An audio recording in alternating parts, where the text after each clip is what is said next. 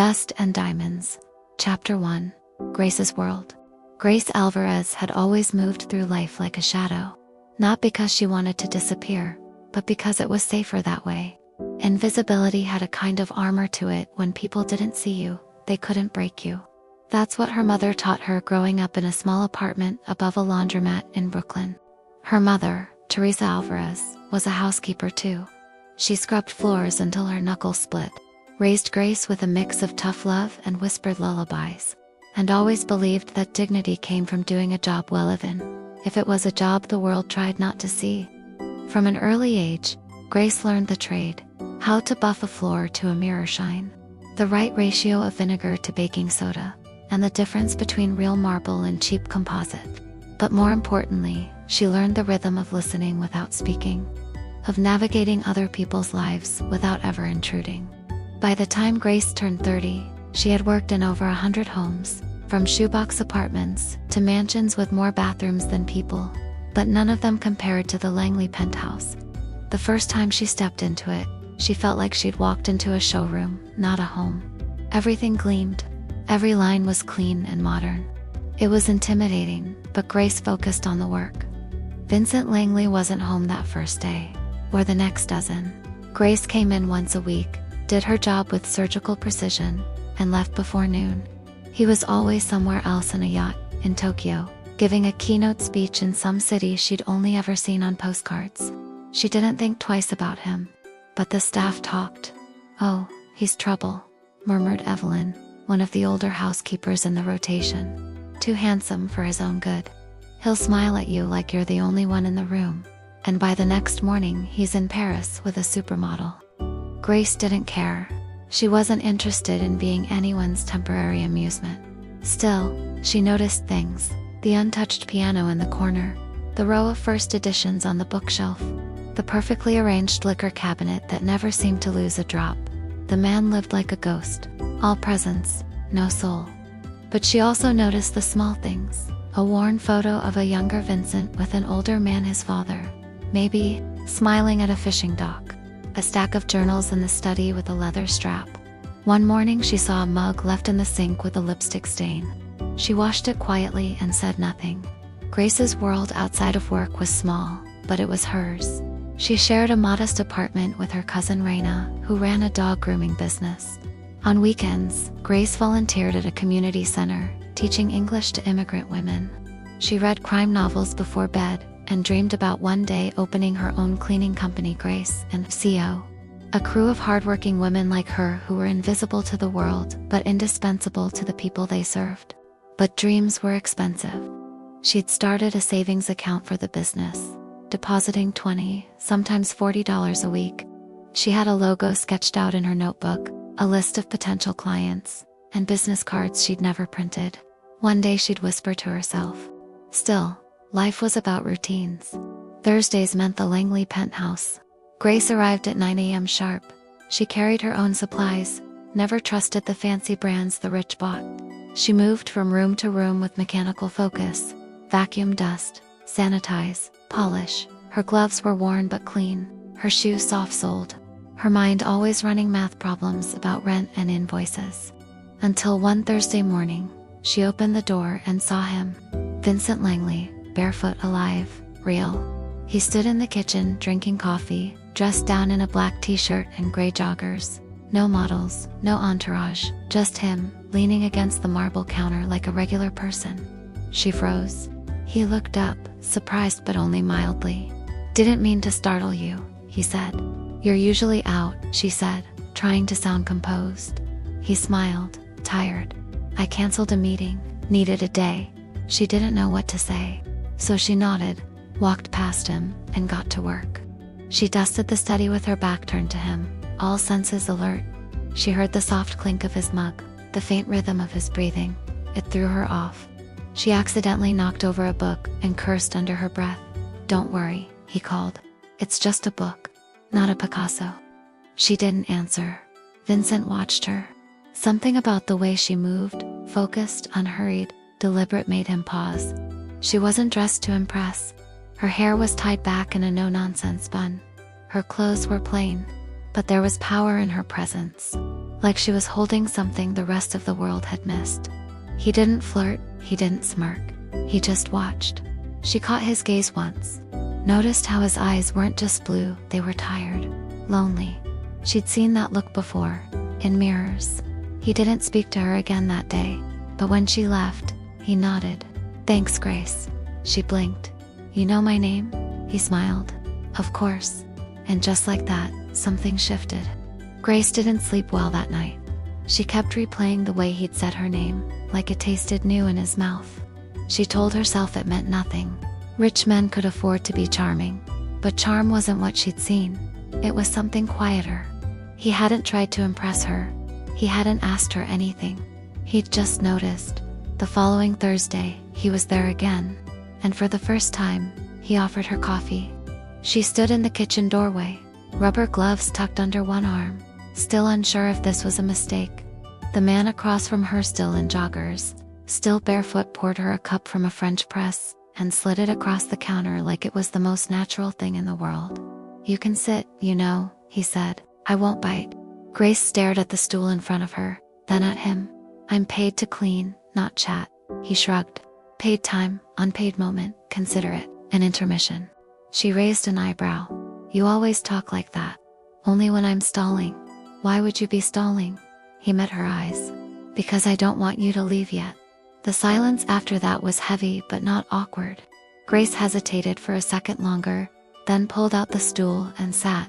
She didn't sip the coffee right away, she just watched him. He looked different in daylight, softer somehow. Not the high-gloss version she'd seen on magazine covers or in blurry Instagram shots next to supermodels. There was a quiet to him, like he'd been holding his breath for years and was just starting to exhale. "Do you always work alone?" he asked. "Mostly. No partner, no partner. I move faster without one." He nodded, understanding more than he let on. "That sounds lonely." Grace took a sip of coffee. It was good, strong, rich, not overly sweet. Like him, maybe lonely is a luxury. Some people don't have time for it. Vincent smiled at that, and Grace realized he had a nice smile, real, unguarded. "You're not what I expected," he said. She set her cup down. "And what exactly did you expect?" He leaned on the counter. "Someone who wouldn't look me in the eye. Someone who said yes, sir, and left without a trace. You walk in here like you're on a mission." "I am," she said. "To keep this place from turning into $1 million dump." He laughed, and she smiled despite herself. They talked for 15 minutes, maybe 20. Grace couldn't remember the last time a conversation made her forget the clock. He asked about her favorite cleaning hacks. She asked about the books in his office. He told her about his mother's obsession with Hemingway.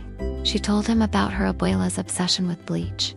When she stood up to return to work, Vincent said, "Same time next week." Grace hesitated, then nodded.